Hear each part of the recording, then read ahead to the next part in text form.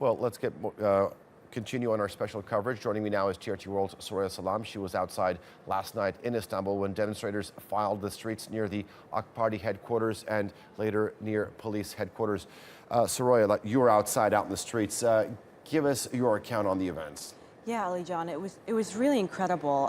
I left my house around 1 a.m. It was just after the Turkish President Recep Tayyip Erdogan had called on the people to take to the streets and show their support for democracy against the coup attempt. And as I left my house, I was walking towards the AK Party headquarters. I was in a part of Istanbul called Eyüp, which is where the AK Party headquarters, the ruling party headquarters, is located. And as I was walking, there was chanting, there were people waving flags, men, women, children that were pouring out on the streets. And as we were walking, more people were leaving their houses, just spilling out on the streets. And they were making their way towards a very iconic street called Vatan Street. Now, that's actually where a former prime minister of Turkey had been hanged after the coup in the 1960s. So they were making their way towards that street, and there were rumors of military vehicles there. People had seen pictures of military vehicles on social media. So they were really seeking a confrontation here with the military. And just in the distance, you could hear the call to prayer being chanted out. And it was interesting because it wasn't the normal time for the call to prayer, but people took it as, hey, everyone wake up if you're asleep and heed the calls of the president and come out on the streets. As we got to Vatan Street, huge crowds, and people then found out that there was not a military vehicle there anymore on that area of the street. So I actually saw people gathering into a bus. Bus drivers were just, offer their services for free. Come on the bus, let's go to the airport. So people were really out there to fearlessly show their disapproval of this coup attempt, and they really wanted to get in the faces of the military. At one point, I understand you passed a military tank that had been taken over by the people. Let's watch a video clip of that, and then I'm going to come back to you. Yeah. On Vatan Street in Istanbul,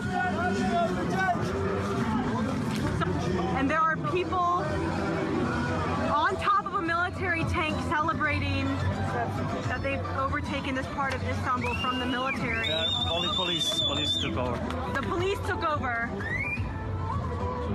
Explain to our viewers where this was taken and what you went through. Yeah, so this was later on. So Vatan Street is quite long. So when we got towards the end of the street, suddenly we saw this military vehicle, but there weren't soldiers on top, there were police officers.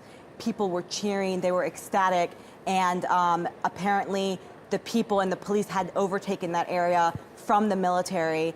And so there was music playing, and just lots of celebration. But at the same time, Ali John, at that point, people were like, let's go onwards. Let's find another place to have a confrontation. I mean, just to show our presence. And that's when they started making their way towards the police headquarters in Istanbul, and we followed them. One of the catalysts last night on Friday evening was the call by Turkey's President Recep Tayyip Erdogan urging people to go out in the streets using social media. Where were you then?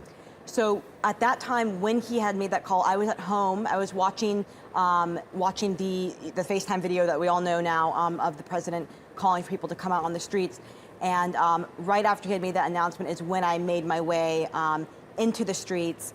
Now, just to go back, after I passed the military vehicle and people were heading towards the police headquarters, that was when I was actually approached by an officer when I got to the police headquarters. So when I got there, the biggest crowd yet, and if you can follow me for a second, we've talked about leaving from this area of Istanbul where the AK Party headquarters are located, going to this iconic street, Vatan Street, then going to the police headquarters. And when I got there, people were waiting for a military vehicle that they thought was coming. So I was approached by police because people were actually afraid of what I was doing. There was live streaming on Facebook actually of what was happening. So people were a bit suspicious, and I was approached by police. They eventually let me go, but after that, I heard huge cheers, and it was just after it was announced that Recep Tayyip Erdogan was about to land at Atatürk Airport. A few minutes later, we heard an airplane overhead, and people thought this was Erdogan about to land, and just huge cheers. After that, the crowd started to die down a bit as we got word of the coup attempt being more under control.